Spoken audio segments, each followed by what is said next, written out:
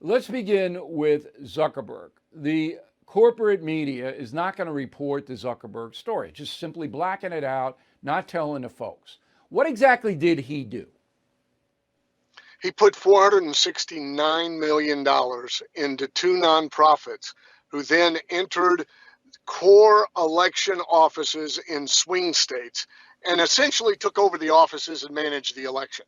So you had private interests managing the elections all the way from ballot design to how the ballots would be counted, to who's working for government, to voter turnout efforts, the whole thing.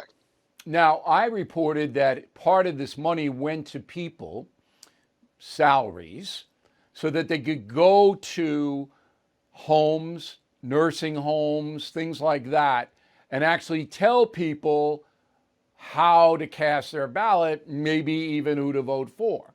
Is there evidence of that? Absolutely.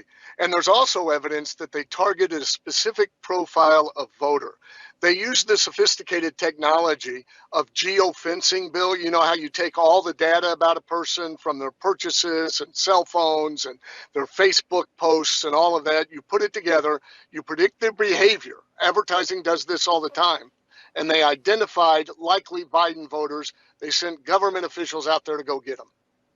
Okay, when you say go get them, they actually knocked on doors. They entered residences and buildings, and they coached people on how to vote. Absolutely. They call them voter navigators, as if it's complex.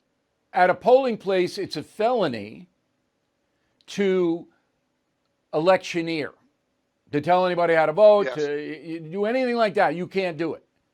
But it's legal for these navigators to go into private homes with mail-in ballots, bundle them up, actually take them to the polling places themselves. That's all legal, correct?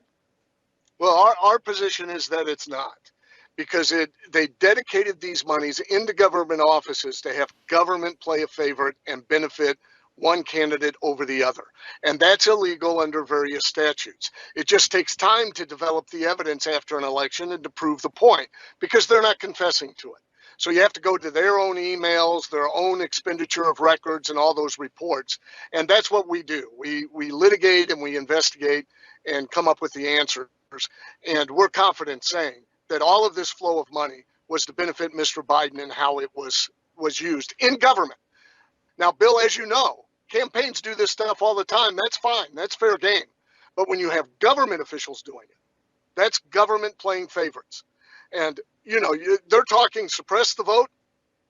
The opposite side of the same coin is for government to get involved and make certain people vote and make sure they vote.